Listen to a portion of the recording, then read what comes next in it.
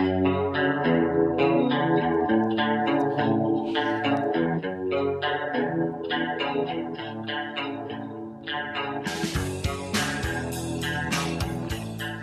it is good to be back here with you one on one, right? It feels like Yeah. it's been a while since I've got to actually talk to you on the podcast I know. one on one. Yeah. Right? I mean, that's not just me, right? It's been, I feel like, a few months Yeah.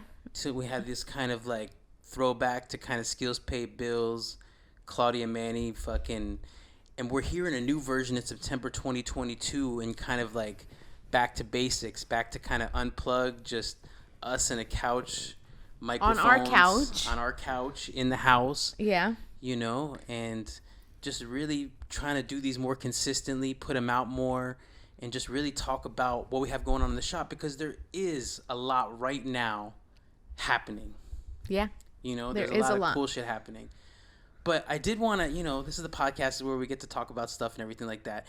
And I'm going to keep it really vague, but I did want to say at the top of the podcast that I just wanted to express to you, like, how proud I am of you because, damn, you've been through a lot over these past few months. You've been through so much. You've been through so fucking much. I think we've all been through a lot. Yeah, but I feel like you took a brunt of it. A beating? A beating, a public beating. And it's like, the way you handle it and the way you came through it and everything like that, I really feel like it's just like you leveled up in so many ways. Just showing how you respond to things. Like you're like it feels like this is like an adult version of you for the first time. And it's super cool to see that version of you. It's so funny because I talk to people all the time, and I met this girl in the studio, and she was talking about getting married young and all those kind of things, and then by the age of 30 she was like divorced and stuff, and I was like, what it's like, obviously, that as we're growing and doing all that kind of stuff, like I feel like we've grown together at the same kind of rate, where it's like both me and you were constantly like, you're growing, I'm growing, like we're both growing, and it's like we allow ourselves to like grow and I've always been like a huge advocate of like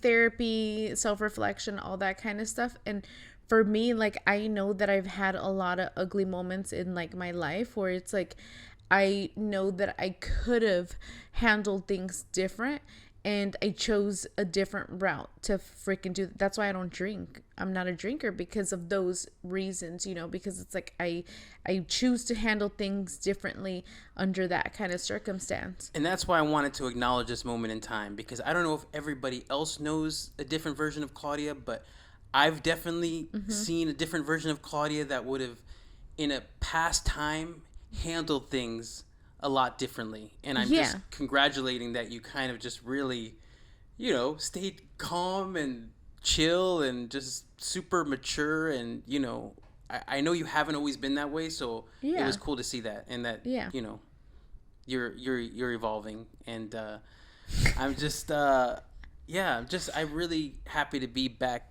here, talking with you. And it's like, now we can go anywhere with it. So, like, I know there's a lot going on, so we could start right at the beginning, like what we're working on this week. So, episode, what is this? This is Skills Pay Bills Unplugged. So, this is the second one we've done. The first one we did, remember, was Danny Aigato. Yeah. So, my name's Claudia and you're Manny, and this is Unplugged. This is Skills Pay Bills Unplugged number 2. Yeah. But we're going to jump right into it and talk about what are we doing in Sew Loka this week. So, this week is our last week to basically get everything ready and together for Design Week, which is happening Saturday, September 24th. It's from 12 to 6. We're having a textile art show that I'm basically creating items to tell a story of how my mom basically came to the U.S. and what her journey was and all that. And so I think we've had moments this past weekend where, it's like I know what I'm capable of doing, right? Like I enjoy working like under pressure. I enjoy like working alone. I enjoy all that kind of stuff. And I think that on Saturday, like I started really questioning myself, like really like second guessing myself, like second guessing and just kind of like, textile, like what does that mean, like a textile art show, all that kind of stuff. And so I feel like we really got into like this really cool space of like, hey, this is a textile art show and this is what it means, and this is what I want for you to feel, this kind of thing when you see something, so I think I was headed into a different direction, and like I've changed it up a little bit, which I'm really happy about. But I'm excited that I get to basically showcase 10 different things. We're doing one collaborative piece, which is the video that you made for my baptism video. But to bring it back, the art show is called A Mother's Journey to America, Yeah. right? And so it's about your mom. Yeah. It's about her journey beginning from where she was born in a rancho in Guadalajara, Yeah. right? And so all the way from meeting your dad to going up to Tijuana to crossing the border to Yeah. settling in San Fernando. So all these steps along the way, Yeah. you found like little moments in that Yeah. story to basically highlight. Yeah. So they were very what I felt were very significant moments of like just being like that they've always stuck to me, because it's like I've heard this story of her crossing and doing all that kind of stuff, and to me like those moments have always kind of like stood out to me. And that was one of the things where I'm like, you know what, like we interviewed my mom, we did this whole entire thing, and like I've listened to it, all that. And for me, I really like enjoyed this whole entire thing of like interviewing her and all that, because it just basically, she is telling her story of how she came here, like what were the risks, what's the reward, what was the reward, and so I think I've struggled a lot with like just kind of like being like a daughter of immigrant parents, and like what were their expectations, and like obviously always wanting to make them feel like they should be proud of me for this thing that I've done, and so I think that like you've known me long enough to be able to like always kind of like constantly be looking for like my mom's approval, like mainly like my mom's approval. And so I think that having like this art show and doing all that kind of stuff, like the theme of this year's design week theme is inspiration, and I feel like my mom has definitely always been like an inspiration of like someone that is just super resilient, someone that is like biggest like cheerleader for like family and all that. And so for me, like it was like only natural to like create like something that is telling like my mom's journey, which then really correlates with who I am and like why I am the way that I am. And I think that a lot of like these pieces like really stick to me. These pieces in the story really stick to me because it's like I could see that within me, and it's like it's a very proud story to tell, and I feel like some people, they don't have that, they don't their parents didn't risk a lot of things, and it's like, and for us, for my family, like our parents, they risked a lot to like come and to try to establish us in like a place where we would have opportunities. So, and can you very briefly kind of go through the show? And I mean briefly, because there is 10 pieces, so not to elaborate too much on each piece, but kind of just give us a visual of what it's gonna, what the journey was and how each clothing piece you're gonna make relates to that point in that journey. So we have like the first one, which is the Los Guerreros Pendleton shirt, which is Pendleton shirt is usually like a working man's shirt. Like it's usually like worn by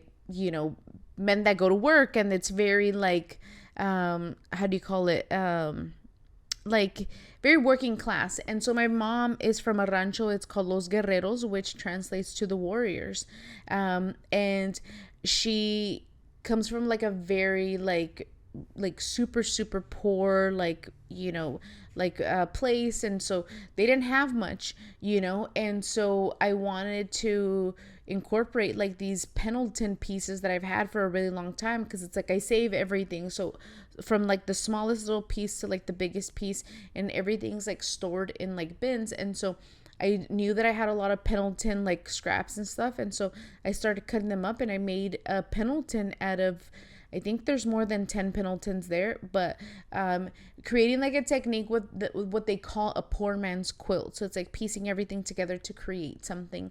And so for me, being able to create it from something that is considered working class, in my mom is from like a very like working class place, like I wanted to incorporate these kind of things together.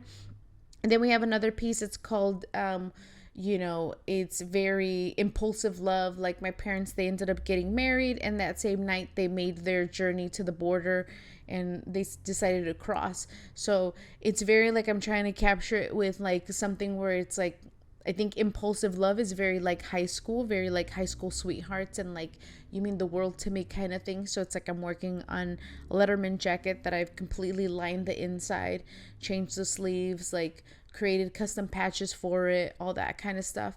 I really like it. It looks really cool. Like the whole inside is like the Mexican flag done with like bandanas.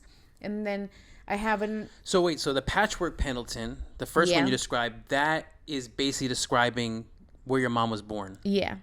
And then you go into your mom meeting your dad. My mom meets my dad. That's the next event on your mom's journey. Impulsive love. Impulsive love. And that's the Letterman. Yeah. And then the third one is the suitcase, which is basically my parents. They decide to like, what I would have thought was like they ran off. They ran off. They got married, and they made their journey to the border, that same night, the same day that they got married, they ended up leaving. And so impulsive love. So the third one is a suitcase, and the suitcase is going to have, like, what would you carry in a suitcase that, you're not coming, you're moving to a different country, so what would you carry? So there's going to be a couple of things in there that, pictures and things like that my parents would have taken with them. There's also a suitcase that my parents, a suitcase that is very similar to what my parents had around that time. So we managed to find something like that. And today we found in Lemon Grove. And then the fourth one is my mom. They ended up crossing, and my dad was they're at the border, and so they didn't cross yet. No, they didn't cross yet. So they're at the border, and the idea was that my mom and my dad, they were going to cross in a car. They were going to use someone else's documents to cross. And so I guess the man got cold feet, and he was like, you look way younger than my wife does, and you're not going to be able to do it. So no. And so my dad was like, all right. And so he kind of like was like, well, we'll do it next time. And my mom was like, no, like we're doing this. Like we're here, we're doing this. And so my dad was actually dressed in like nice clothes, because he thought, hey, you know what? We're going to cross in the car. So we have to give the illusion that we're, that we fucking whatever, like he was just dressed really nice. And so my parents decide to basically go through like the mountainside of like crossing. And so they end up crossing, and my dad's wearing dress shoes, like formal shoes that have no traction in the bottom, and he's basically utilizing them to hike this mountain. So my mom, during the story, she's like, he kept falling, and he kept slipping, and he kept, and it's like, I think that to me was like, a big like thing where it was like, wow, my dad wore like the wrong shoes. He didn't anticipate that this was gonna happen.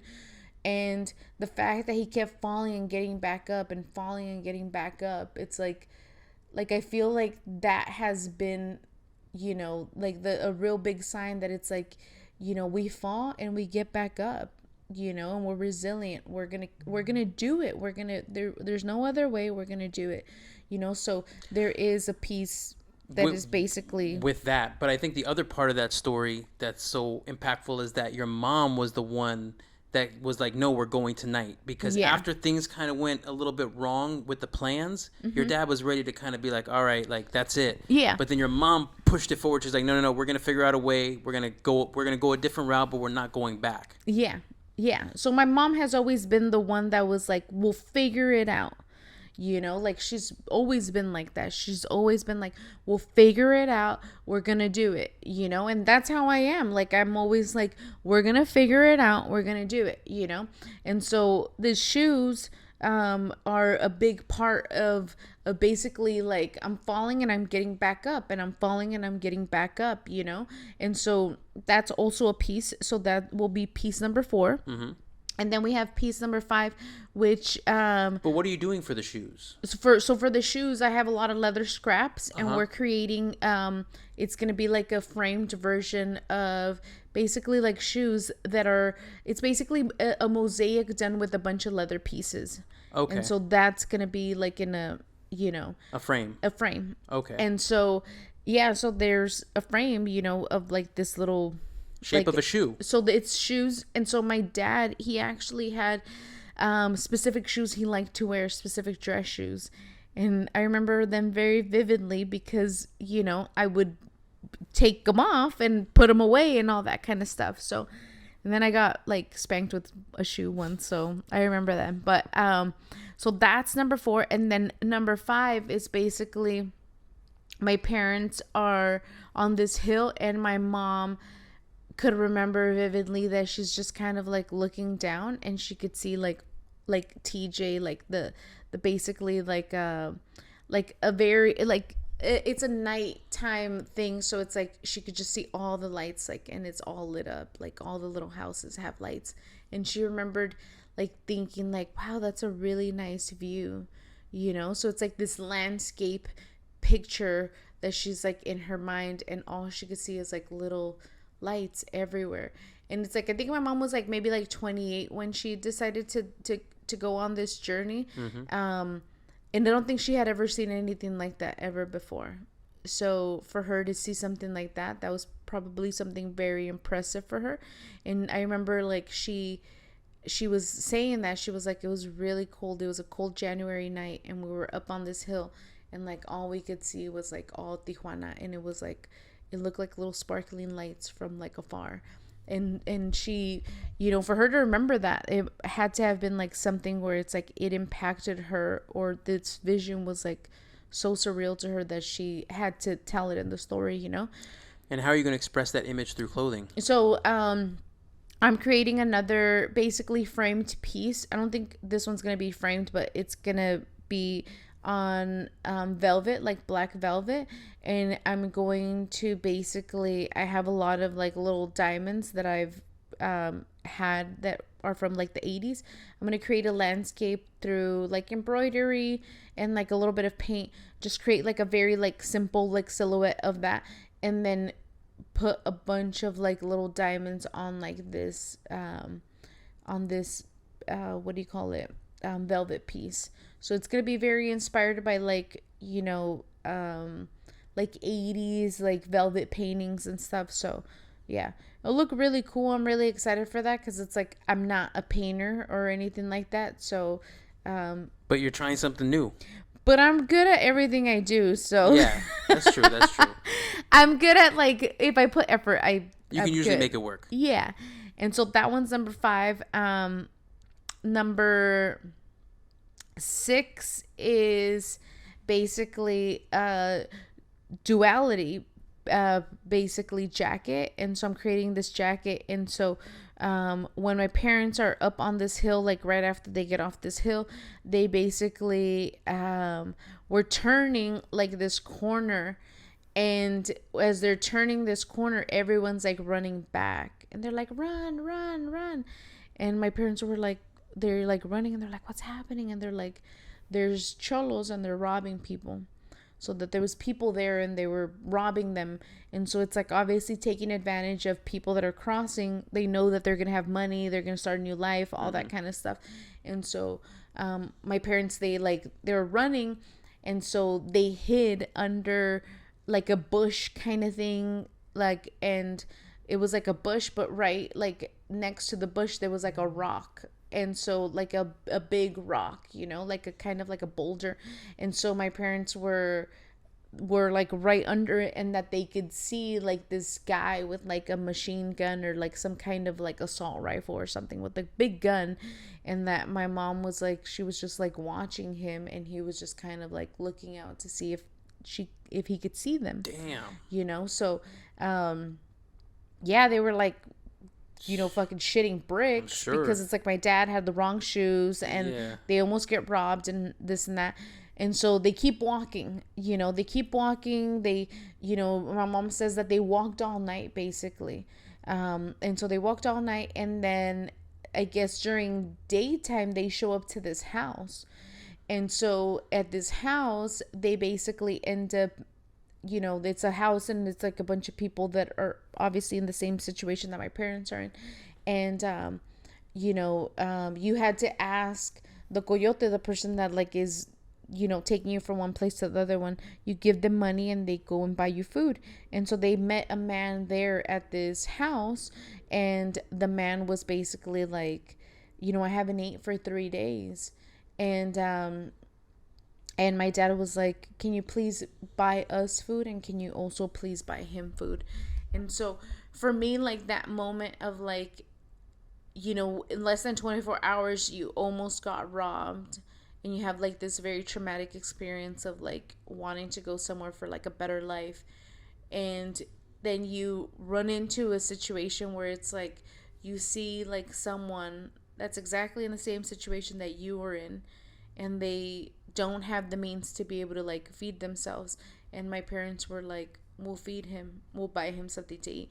So it's like, for me, that's a huge representation of who I am as a person. It's like I've always been like, how could I be of service? And I think that that's where, that really resonated with me. Yeah, how can you be of service even after, or even if you go through fucked up shit? Yeah, and that's been like one of the things where it's like, like my parents could have been like, whoa, let's not let anyone into our fucking shit, because it's like we've had like this experience. They have every right to be paranoid, suspicious. They just saw humans trying to take from other humans, and then their response to it was like, no, let's give to this person. So it's like the taking and the giving side by side. So with that one, I'm creating a jacket, and it's basically the light and the dark that come together, so it's like the dark of like, as people, where we could become greedy, we could become this, we could become all these negative things.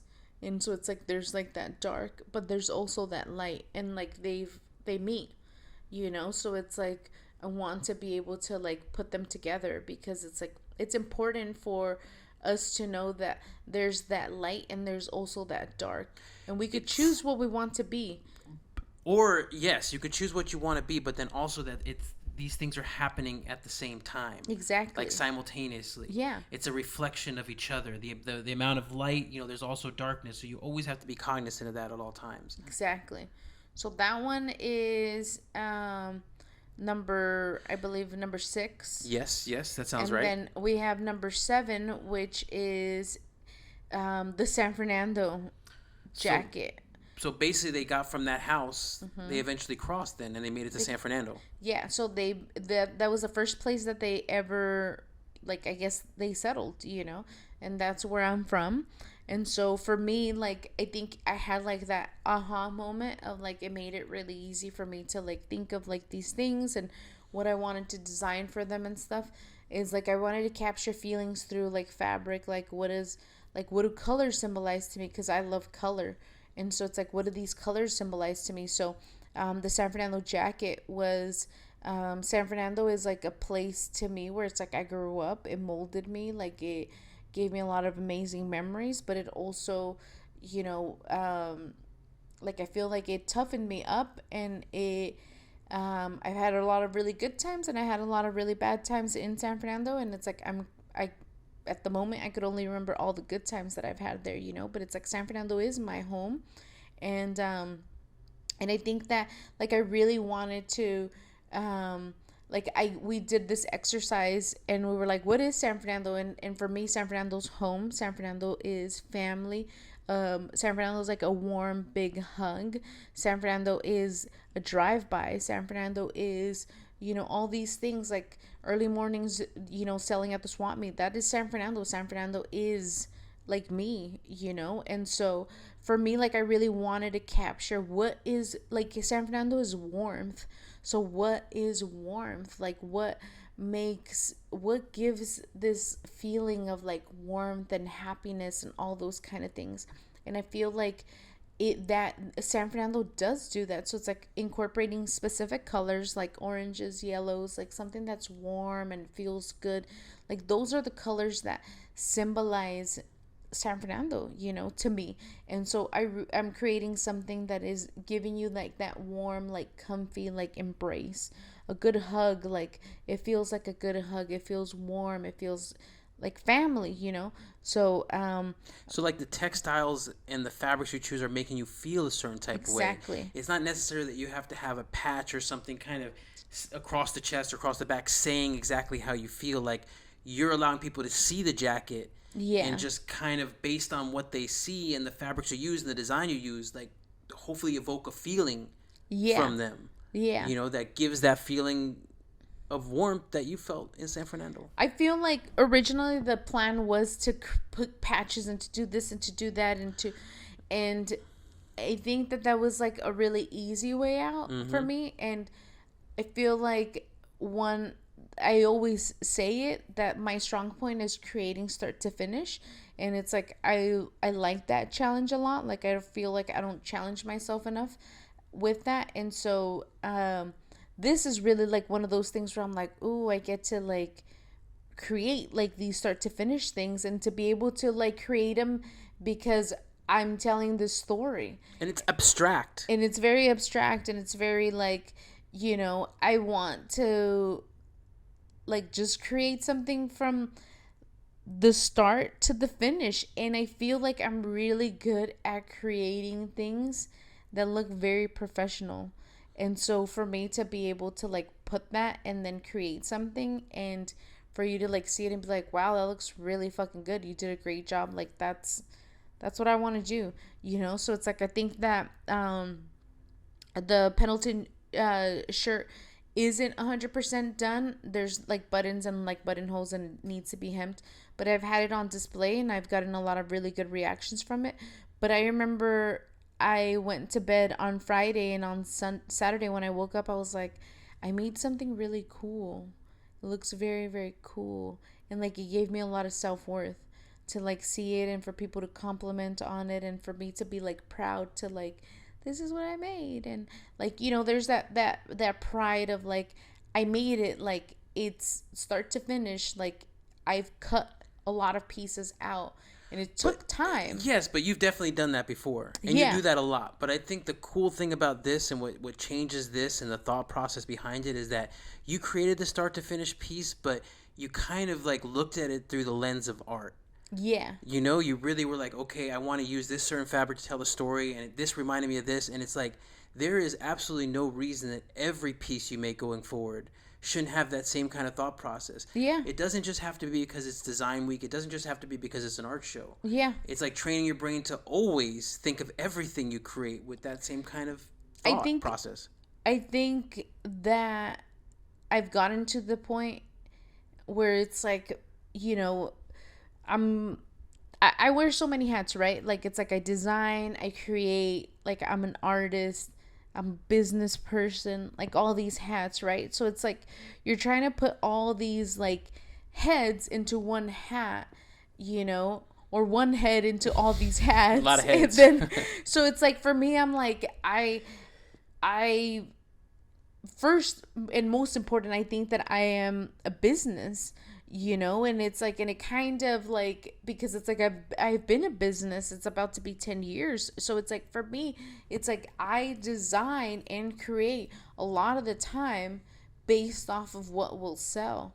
And I think that is a very, very dangerous place to be in, because it doesn't allow for you to be who you need to be.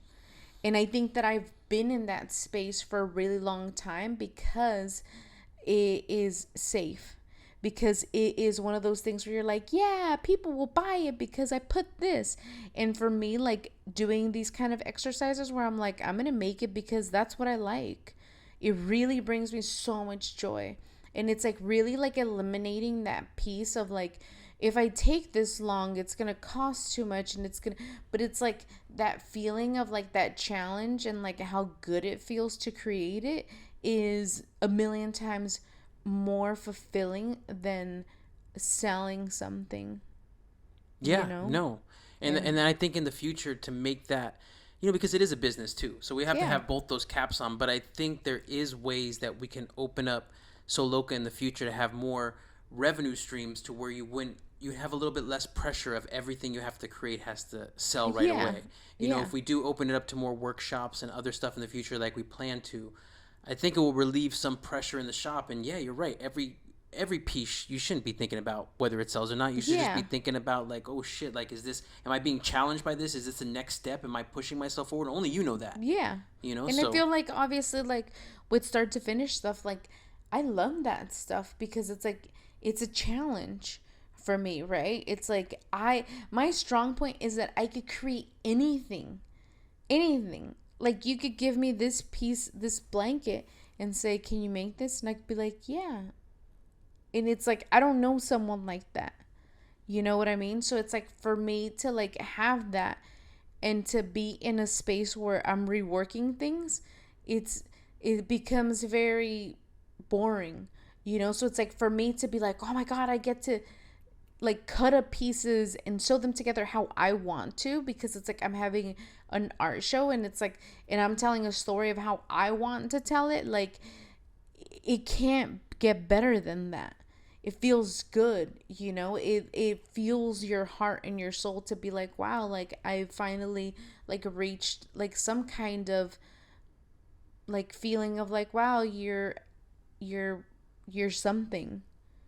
you're something even without this show. No, yeah, without but the fucking art show, without anything like that. You know what I'm saying? Like it's enough, even if you never created another piece again. well, that's not gonna happen. But I do feel like this is like I live for the challenge of life, and I think that this is a great challenge. I feel like it's really like allowed for me. Like I'm envisioning this show already in my mind, and the two pieces that are already like done and made and all that kind of stuff or are semi there, like they already look so good. So Beautiful. if you're already seeing those two things and then I'm envisioning these other things that are going with it, it's just going to be one of those things where it's going to be amazing. And there's a lot of color involved and there's a lot of because it's like for me, like I feel like color is very psychology.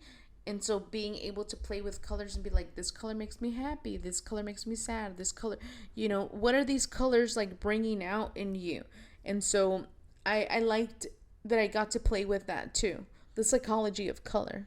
San Diego Design Week. Yeah. It starts in the middle of the week this week, but it goes all the way up till past Sunday. But we're doing it Saturday and Sunday, September 24th, September 25th. Yeah. The studio will be open 12 to 6.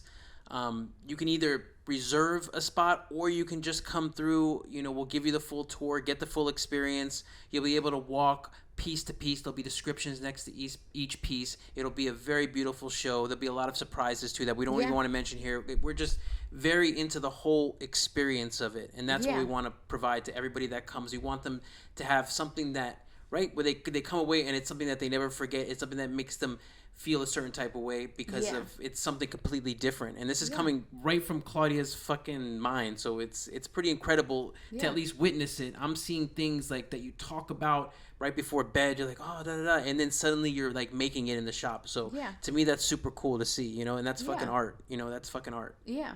So I'm excited about that. I know we have a lot of other things, going on. I don't know how long we want these unplugged to be. Like I'm glad we're kind of in. We talked about the art show because that's gonna be our week. Yeah. The week is the fucking art show. The week is it's full. It's full with a lot of things. There's a lot of meetings still happening, and I mean, it's not like if we shut down the week or anything like that. The week is still happening, so it's like we're kind of like in a space right now where it's like I think we have like 3 different meetings we have to go to and all this kind of stuff, which is great. And then getting the studio like prepared for that and all that. So a lot of things are happening at the same time, which is great. We've done this a bunch of times where it's like, all right, like it gives us like purpose to like go and do things and all that. So I'm excited, but really utilizing the time that we have like correctly and wisely to make sure that we get things done that we need to get done. Because it is Monday. Yeah. The show is Saturday. Yeah. Claudia has to create 10 pieces. I think there's only two pieces are done. So we have, okay, count it. 1, 2, 3, 4 days. Yeah. To make 8 pieces. Yeah. See, but in the past, like maybe 3 or 4 years ago, I would have been freaking out. I would have been like, "Oh my god, Claudia!" We'd have been like, "Oh my god!" We would have been at each other's throats. But it's like I've seen you do this enough time, pull enough rabbits out of your hats. I kind of know how you work, so I'm a little bit more chill. No, you're not. I am. Well, I know. I mean, to me, like when I heard yesterday that you have a vision for each piece. Yeah. Like that, it makes me more comfortable because I know you can actualize anything that you want in there. I've seen you actualize things, so I know you can make it happen. But I know the hardest part sometimes is getting that vision in your head of it correctly. Yeah. So I think that like the one that I really got stuck on was like the Letterman jacket, because I was like, oh, how is this going to be appealing to everyone? And that thought, right? How can I not mass produce it because it's only one, but it's like, how could I make it appealing to everyone? No, like this is a fucking art piece that's telling the story of this thing. No, like I can't. Like it's like I have to. It's good to remind yourself of who you are and what you want to do, and like it's like having little fucking rules for yourself. And I feel like for me, it's like reminding myself, who are you? What do you want to do, and how are you going to do it? And really reminding yourself of like, this is who I am. I design and make shit. Like I fucking make shit. Like I don't just rework things. Like I make start to finish things, and that's what I'm going to do. So it's like those reminders are really good because it allows for you to like have this fucking like tunnel vision of where you need to be. And for me, it's like those are really good reminders of like when I was getting all like caught up, I was like, oh my god, I had to smoke that joint and be like, oh my god, okay, now I'm back where I need to be. But it's like it does help. Thank you, Urban Leaf. Yeah, we just want to take an Urban Leaf minute to say thank you, Urban Leaf, because after we smoked that joint, basically that's when we went through all 10 of those things, and you had like a complete vision of how you're going to do all of them. So I think I'm a huge like advocate for cannabis because it's like it does help me. Like seriously, I'm not a drinker. There's nothing wrong with having a drink or anything like that. But for me, like I don't think a relaxing setting is like a crazy bar. Like I don't think that that's a relaxing setting for me. It's like a relaxing setting for me is like having like some time in the studio where no one's gonna be coming in, where it's like there's music going on, like I'm cutting stuff, like I'm in the zone. I get to smoke a joint and like just kind of like give myself self-worth. It's very therapeutic. So it's like for me, like having those moments of like, wow, like this is like you get stuck, and sometimes you get so stuck that you're there for hours that you're like, how come I can't work faster? And that's what I like, and that's why I feel like, it's helped me so much in being able to organize my thoughts. It allows for me to access parts of my mind that I can't access because it's like I'm a very anxious person. I have very hard anxiety, so for me to like be able to be like, okay, like I'm okay, like I could do this. Like that is like a weight off my shoulders. 100%. And I feel grateful to live in a time where like cannabis laws are changing and everything like that, because we are both really pro cannabis. Yeah. We're not really drinkers, so at least it seems like in the future there'll be a place for us to kind of smoke freely and stuff like that. And I think, part of that, I know we're ending the podcast, so we're just going to tease this a little bit. Yeah. We are having October 8th. Yeah. We're having the Smoke and Stitch class. Yeah. So that's a private event. It's 21 and over, so it's not open to the public or anything like that. You have to reserve your seat, all that kind of stuff. We're really excited about it because it's like I feel like there's a lot of community building through sewing, and there is. I feel like the cannabis like peeps are very niche, and so it's like I like obviously doing things when I consume cannabis, so it's like I like working with my hands and all that kind of stuff. And so it's like, hey, you know what? Like it would be really fun if we could do like this smoke and stitch and kind of see how people like react to it. And so we've gotten I think we got like 8 seats left. So we're halfway being sold out, which is really good. But I'm excited for it. I feel like that's like I've always wanted to have friends that would like hang out and like get baked and we could sew, but Yeah, it's because we you know, there's been so many, like I said, like in the alcohol world, in the beer world, there's so much of that, you know, painting and drinking and everything like that. Yeah. So this finally feels like, oh crap, you know, like this is a cool way to get cannabis involved. And it's like hand stitching, so it's like very meditative. So it Very. kind of goes well. It's so relaxing in itself, and it's not the workshop is not a sesh per se. It's more just like, think about it like having just you just have access. There's cannabis there if you need it. There's cool people, cool conversation, doing something relaxing together with friends with good music, Yeah. goodie bags, munchies, all that cool stuff. Yeah. So it's just really about the experience, the atmosphere, and just really feeling like, oh shit, this is the future. Yeah. Like these kind of consumption events, consumption lounges, all that stuff. It's the future, and it's Yeah. like that's the new fun experience, and just being a part of that is super cool. Yeah. And I think that that's like always like a great kind of thing of like, you know, sewing is a great icebreaker. It's like, you know, you're going to be hanging out with a bunch of people. What are these people? Who are these people going to be? Like I've done already like a class at the Women's Museum, and you're just kind of like, who are these people that are showing up to these classes? And so, you know, I feel like it's a great way of meeting new people, but it's also a great way of like if you're not like if you're more introvert, you have something to do where you don't feel awkward just sitting there, you know. So it's like it's a great kind of like shield to be like, I'm really into this and not have to socialize. But I think it's like a really fun, you know, it'll be a really fun thing for everyone to kind of like hang out and like make something cool, and just a great experience. So I'm really looking forward to that. Yes, and in future freaking Unplugged Skills Pay Bills episode, probably maybe the next one or the one after that, Yeah. we'll kind of go through like what everything we have planned for the Yeah. class and stuff like that. So more of a deep dive, but right now that's just a little tease. We have some other stuff that we don't want to mention yet, but in future episodes we'll save it for that. But you Yeah. know, it was really cool talking about the show tonight with you, Yeah, and just I'm excited. we'll do more of these, right? Consistently right here on the couch, because it seems like, right, this is a cool little setting, everything like that. I've Everybody's happy with decorated it, right? this too. Yeah, look at that shit. We got, you know, some cool art on the walls. We got this green couch that's been with us since day one. So Yeah. yeah, I love it. Back to basics. So Yeah.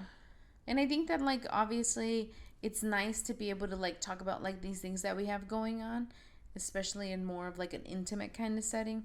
It allows us to really talk freely about it and, you know, yeah, get comfortable. I'm very comfortable right I'm now. not even wearing pants. I'm very comfortable. I'm wearing pants. I'm wearing pants. Well, thank you everyone, Yeah. and I guess we'll see you on the other side. We'll see you on Saturday. We'll see you on Saturday. Yes, hope. yes. Come on, come out. That'll be a beautiful time. Exactly. For It'll everyone. Be fun. Yes, It'll be fun. it'll be fun. Yeah. All right. All right. Peace. Next time. Peace. 47 minutes. Nice. Nice. Oof. Woo. I feel good. Da, da, da, da, da, da.